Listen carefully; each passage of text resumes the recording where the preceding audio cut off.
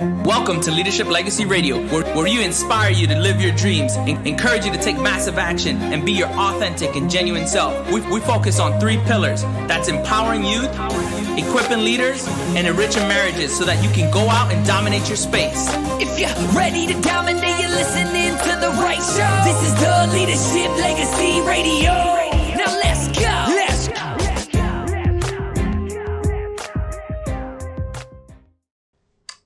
Hey everyone, how you doing? Hello. Let us know where you're checking in from. We are live. Tonight we're going to be navigating the essential hats in a relationship. So, talking about marriage tonight. Talking about hats that you can navigate. All right, you want to kick us off? No, you go for it. All right. So yesterday we talked about the multiple hats that you can, have when it comes to leadership. We talked about the top hat and we talked about the bottom hat. And so today we kind of wanted to talk a little bit about your career hat and how how that influences your relationship, how it affects your relationship. Hey, Mom. And right now, one of the big things that we were looking at is just kind of why is it that it's easy to kind of wear your career hat at home? Why is it that people do that? You said wear it at home? Yeah, wearing it at home. Why is it? I don't understand. So, I know it's easy to wear a career hat based on the fact that you're at work and you're given orders, you're given direction, you're given exactly what you need to be doing or you need to do. But at home, it's a little bit more. It's different. It's different. It's free flowing. It's your area. You are the CEO. You make the rules. You make the decisions. And not all the time is that easy. Not all the time do you necessarily know exactly what to do. Yeah. That's exactly what I wanted. Okay. So, oftentimes, when you have rules, you have direction, you have instructions, it's easy. It's almost like becoming an entrepreneur. Mm-hmm. It's not easy because you don't have direction. You don't have a manual. You don't have kind of these different things to help guide you when you transition from, working and then transitioning over to family. Mm-hmm. So understanding that and navigating that, and that's why it's hard to transition. So one of the things that, we had talked about is, the importance of learning how to transition. Mm-hmm. Most people wait till they get home to transition, right, or until they get to work to transition, mm-hmm, where you have to find the ideal time to transition, which I think, for most people, maybe it would be beneficial if you transition to and from the office, mm-hmm, not when you're at the office, to and from the home, mm-hmm, not when you're at home. So on the drive home, you start, decompressing or thinking about the things that you're excited about, mm-hmm, and then sharing that with maybe sharing it with your spouse. So I think one of the important things that you have done that I think is really essential and beneficial for our relationship is, you've been very intentional about asking, how was your day? Despite how hard your day was, despite what you've been going through, despite what's been going on in your specific life at that moment, mm-hmm, you pause and you take a moment to say, how are you doing? Mm-hmm. And then that helps me transition, it intentionally transition from work to home, because I will basically talk about the things that I did, what happened, and then I go into how was your day. So it starts, you ask me about my day because you intentionally want to connect, you want to communicate, but then it transitions back because, again, it's applying that law of reciprocity. You're saying, how was your day? How was your day? Now I feel inclined to ask you, how was your day? Mm-hmm. So that's important to do that. Yep. So having that transition before you get home, like you're describing, is super important. But sometimes it doesn't necessarily happen. You know what I mean? Sometimes it may take a little bit longer to transition. So you may come home and you still haven't fully transitioned because you had a little bit more on your plate at work that day, mm-hmm, or, something didn't go your way or go as planned at work that day. So you may need a little bit more time. And I feel like with this transition with career to coming home or career to family hat, it's definitely important that you are just two strong individuals. You know what I mean? Like you see people that are, codependent in relationships and you can't completely depend on, somebody to lift your spirits or to, you know what I mean? Because guess what? That person may come home and they may have a not so good day. They might not be at their 100% best. So it's important that you know how to be your best and to show up and how to make sure that you are 100%, fully just able to just be yourself and be content and be at peace and, be able to love others without necessarily them, feeling like, okay, the only way I'm going to do it is if you do it. Absolutely. Absolutely. And so one of the things that you want to do, and you will say hi to some of the people in the comments. So, hey, DJ, hey, Reggie, hey, Jeff. One of the things that we realized is that the quickest way to get to your sweet spot to transitioning from work hat, career hat to family is to manage your priorities. Understanding that, like, I know that at this time I'm going to be heading home. I need to basically, be ready. I need to show up in my relationship. Again, we go back to it being easy at work because you have instructions, you have kind of like direction, you have like almost like confines into where to operate. But your relationship is very different, right? Because your relationship doesn't come with a manual. So now that you transition to the family hat, it is really hard because you define what it is that relationship looks like. You create what happens. And it may not always look good because you're learning, you're navigating, you're becoming. So it's so important that because it's so difficult to do that in your relationship, to like,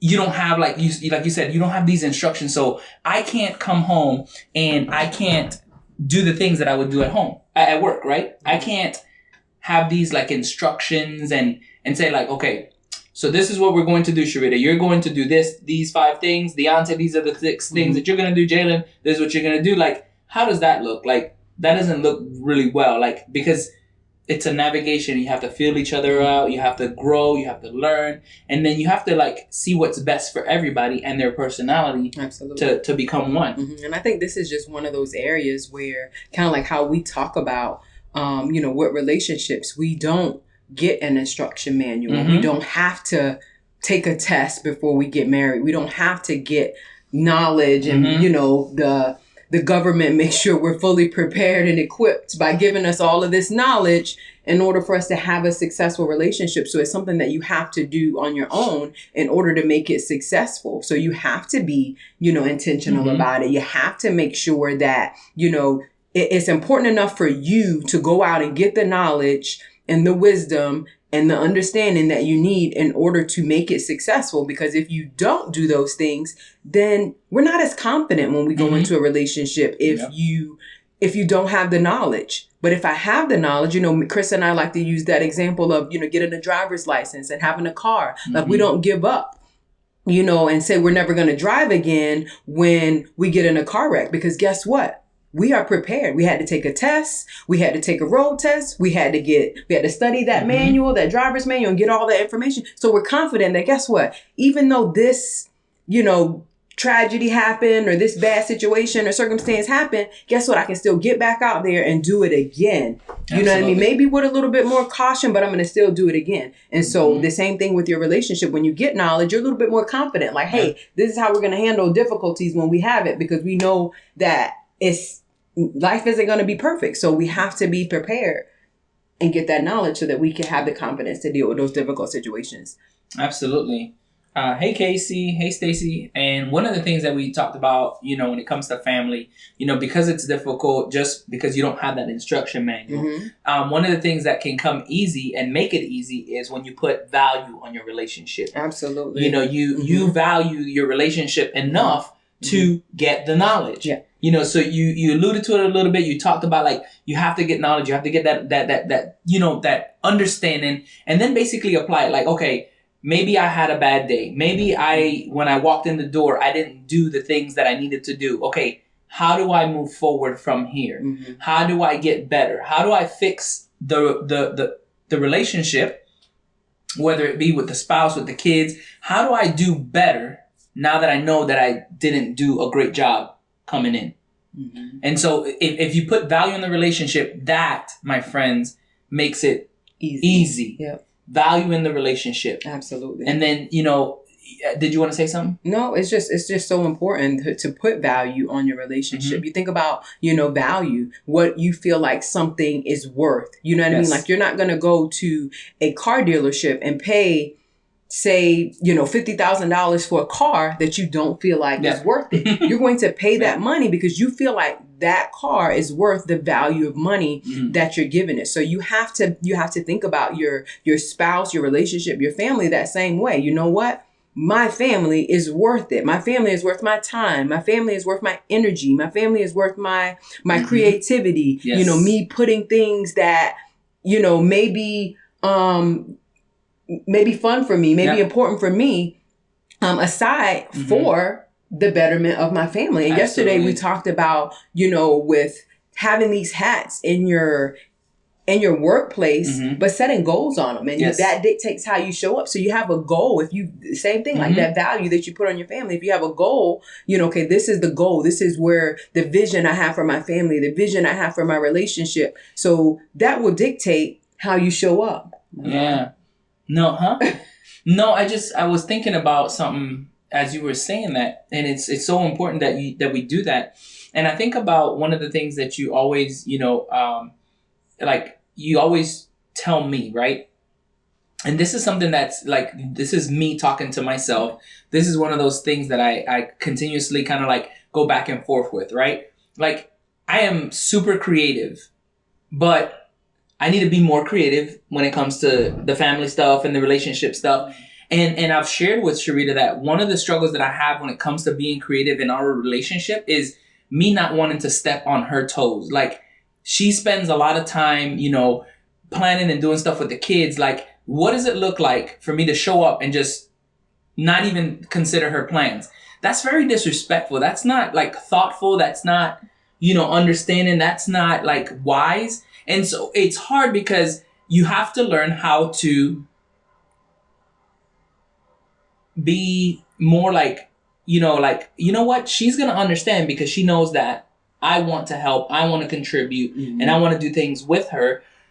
But sometimes it's so hard because you're like, okay, I don't want to, make our relationship a thing where I'm competing or I'm trying to like one up her or anything like that. Right. And so it's like, it's almost like, again, going back to that manual, I didn't have a manual. So I don't want to show up and think that if I say something, it might be the wrong thing because I don't want my wife to think that I'm trying to make her look bad or things like that. And it just, it's one of those things you just, like we talked about, career and, work hats yesterday, like you showing up to, your job and you're working with somebody, you walk into work that day and you start doing their job. Yep. You know what I mean? Like, okay, so let's take a time out. Let's see. Are you trying to help me? Or are you trying to compete with me and say that, guess what? Because we talked about that a lot too on your job, you having that kind of mindset and thinking that, okay, if I did that, I would have done it this way or I would have done it better.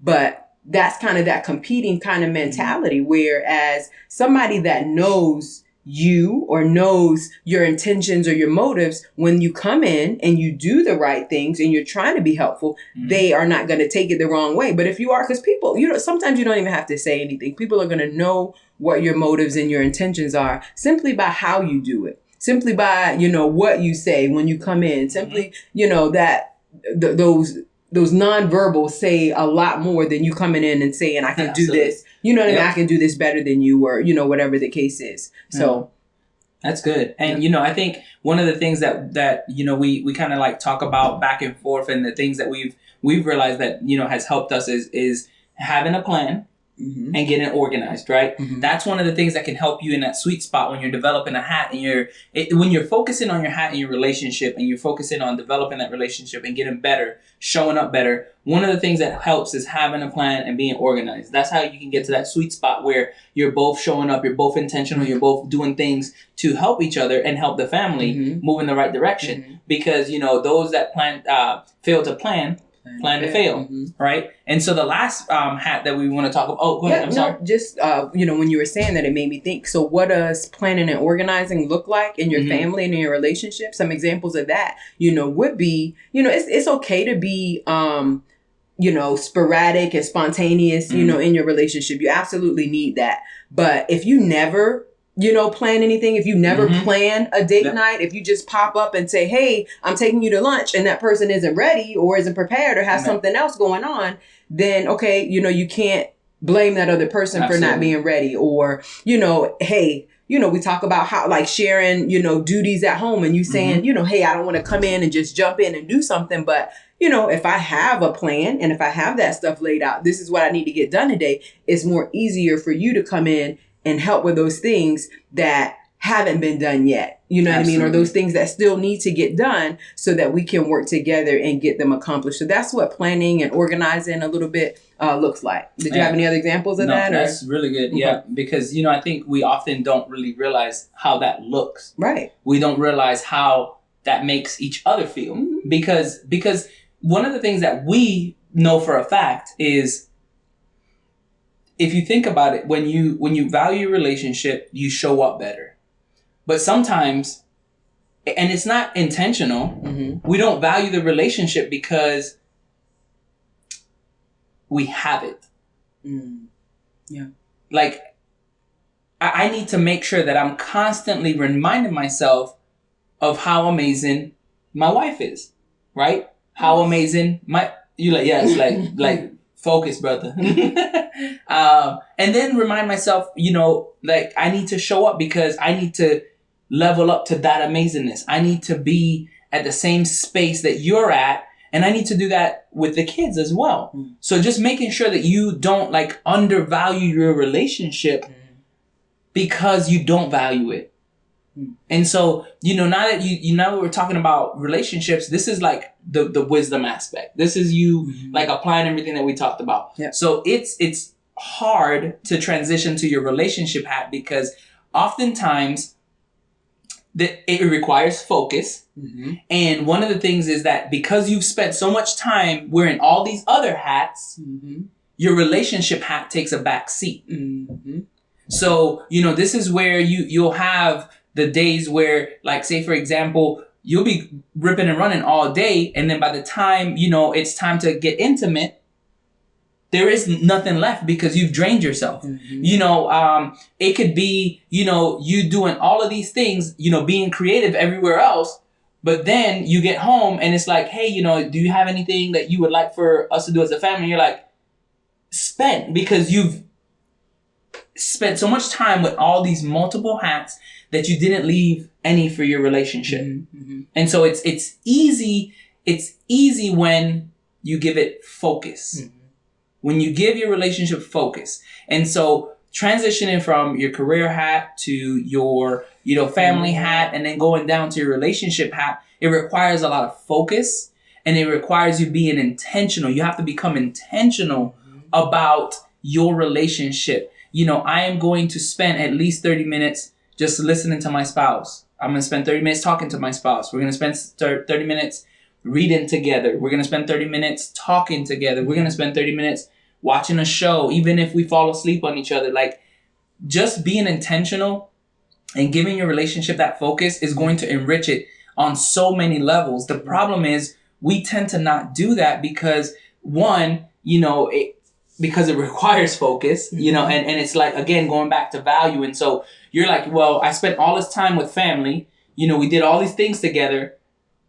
I'm okay. I don't have to do much for the relationship because, again, you may not value it. But it requires focus, and it requires you being intentional to make sure that you're constantly enriching your relationship and using that hat appropriately. Absolutely. And, investing in that hat.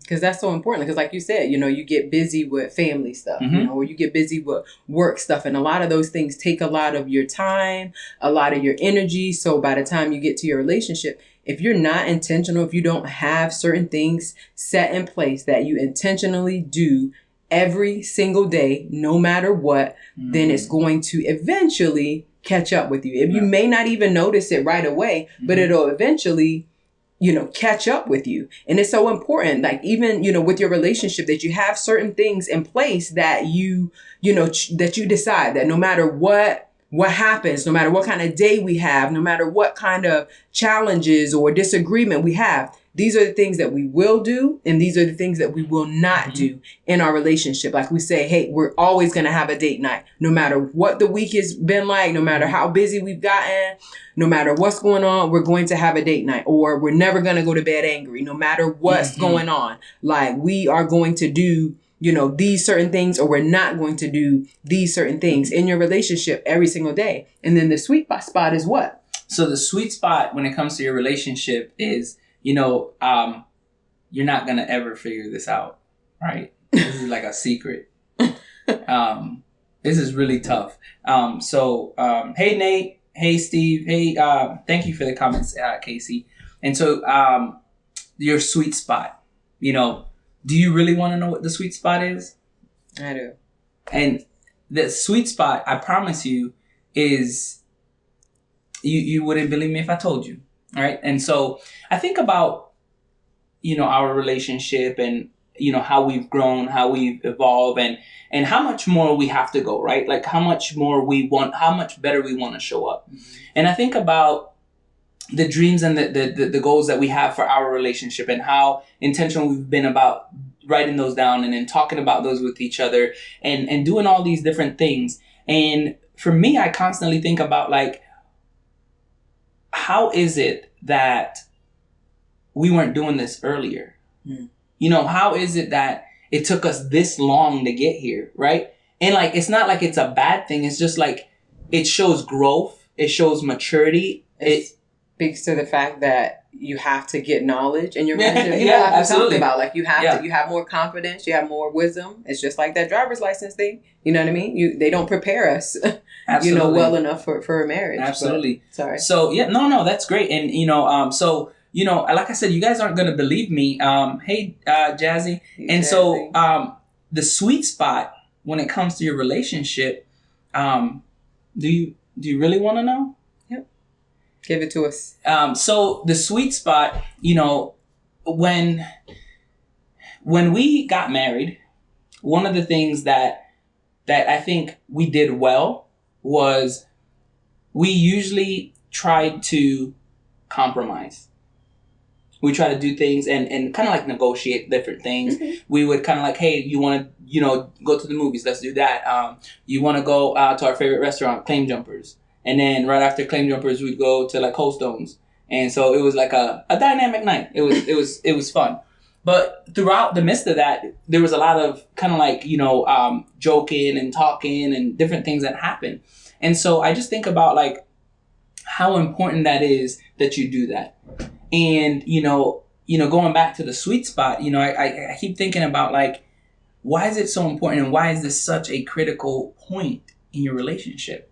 A lot of people may not know this and they may not believe what the sweet spot is. And so, and what I'm doing right now, guys, is I'm building anticipation. Yes, you are. So hopefully you're right now on the edge of the seat and like, come on, just tell us what the sweet spot is. The sweet spot in your relationship. The sweet spot in your relationship. And so, when it comes to the kids, thinking about what you do and how you do it, how you communicate about, disciplining the kids and how you talk about like how you want them to do certain things. Mm-hmm. All of these things are so important. And you often in your relationship tend to neglect them because, maybe it's my way or the highway. Mm-hmm. Or maybe like you don't value your spouse's opinion. Mm-hmm. And so going back to that sweet spot, I think if you truly understand the importance of the sweet spot, then you would put more focus on it. Mm-hmm. You'd put more emphasis on it, and it will transform your relationship. Absolutely. And so, as we talk about this sweet spot that I've alluded to for the last maybe 10 minutes, I just want to make sure that you guys understand that this is essential to your relationship. And so the sweet spot when it comes to relationships, my friends, is communication. I did a lot of anticipation building because I wanted you to kind of like lean in. You lost a few people too. And hey, it's okay. Maybe it wasn't for them. But it's important that they understand that communication is powerful. Communication will transform your relationship. You know, it's important that we are constantly on the same page. We're constantly communicating. We're constantly evaluating and growing and changing because we know that, you know, our children are going to benefit from it. Our relationship is going to benefit from it. Our business is going to benefit from it. Our careers are going to benefit from it. So everything that we do is going to stem from the level of communication that we have, the focus that we put in our communication, how intentional we come about communicating, how you know reasonable we are when it comes to listening during the communication. Absolutely. And that is so critical, you know, that sweet spot in your relationship. So the sweet spot in your career hat transitioning from, you know, coming home from work to, you know, being in your family setting is priority management. The sweet spot for family, you know, just having a good family dynamics is planning and organizing. And we gave some examples of that.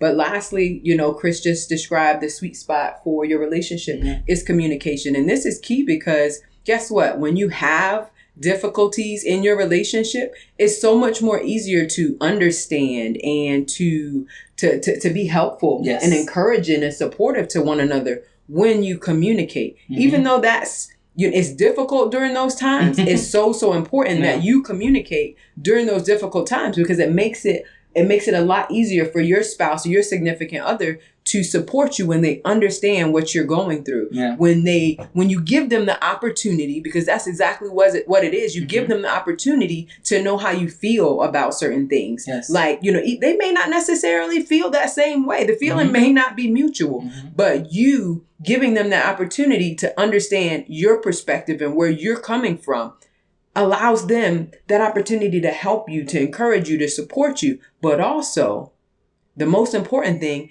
is to give you some clarity, because sometimes, I know for me, and I can only speak for myself, sometimes I've made assumptions about certain things and it was not necessarily the reality. You know what I mean? It wasn't factual. It was just what I came up with. And it was just like, once we had a conversation about it, once we communicated about it, it helped gain clarity. Like, and you're no longer, you know, thinking about certain things that don't necessarily line up with with your reality or with the reality of what's going on. So communication is so important in relationships. We're going to do, you know, maybe a few lives talking about communication in relationships, because that in itself will take just probably the whole, you know, 30 minutes that we're here on, you know, on our lives. So, you know, definitely communicating is the sweet spot in your relationship. So remember that. Absolutely. And, you know, Sharita did a phenomenal job kind of giving you guys a summary and explaining that. And one of the things that,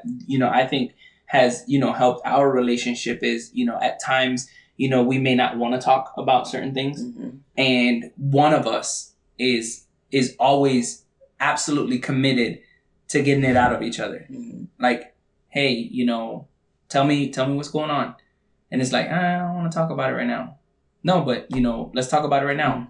And it's kind of like, we'll kind of like pry back and forth. And it's like, okay. And then finally we get it off our chest. And then when you get it off your chest, you're like, that was easy. Yeah. Or like, that was. Or thank you. Like it was helpful. It was helpful to listen. You know, I had this really bad day, and just the fact that you were there to listen. Thank you for listening. And that, you know, my friends, leads to like, you know, some of the things that I think a lot of relationships maybe don't get to that level, where that builds intimacy, that builds that connection, because you just took the time to allow me to articulate my frustration. You didn't try to fix it. You just listened. And it goes both ways. Like, for a male to be able to kind of like express himself, and then you say, you know what? I understand that. I understand how you feel, and you know, I appreciate you, you know, giving me the opportunity to listen. And, you know, I respect the decisions that you made today, and, you know, we can get better tomorrow. You know, we can go out and charge the day. Or, you know, from a female's perspective, you know, thank you for listening. That means so much to me. You know, and usually it might be like, it warms my heart that you're always willing to listen, just different things. But understanding that these are like, this is not like, it's not difficult, but it is. It's like, it's easy, but it's hard. It takes intention. Yeah, you have to be intentional. And it also takes practice. You know what I mean? Like, you can't feel like, okay, guess what? How I communicate with you this first time, I'm going to be so awesome at it. Yeah, okay. You know what I mean? Like, there's so much more where that came from. Yes. You know what I mean? Like, you definitely have to practice it. And don't give up. Like, like we talk about, like you're not gonna give up for your child when they start walking and they don't get it the first time. Yep. You know what I mean? Like, you have to continue to do it. You have to continue to work at it. And like you said earlier, it's so important that you value your relationship. You value your family. You value the things that are important to you in your life. I heard a quote yesterday, and it meant so much to me because I have teenagers, so you got teenagers and soon, they're going off to college and doing all these amazing things, but it's difficult because the quote said that people go where they're welcome. You go where you're welcome. You welcome somebody, but people stay where they're valued. It's so important that you make that's a good one. Your spouse feel valued. Yes. You make your children feel valued. Right. You make the people that you work with, work for, or work for you feel valued, and people will stay around. People will stick around when they feel valued. Can I stick around? You add so much value to me. Yes, you can say. Well, guys, thank you so much for listening. We, like I said before, and how we've always been telling you guys, we have some amazing things that are on the horizon for you guys, and I want to share something with you guys.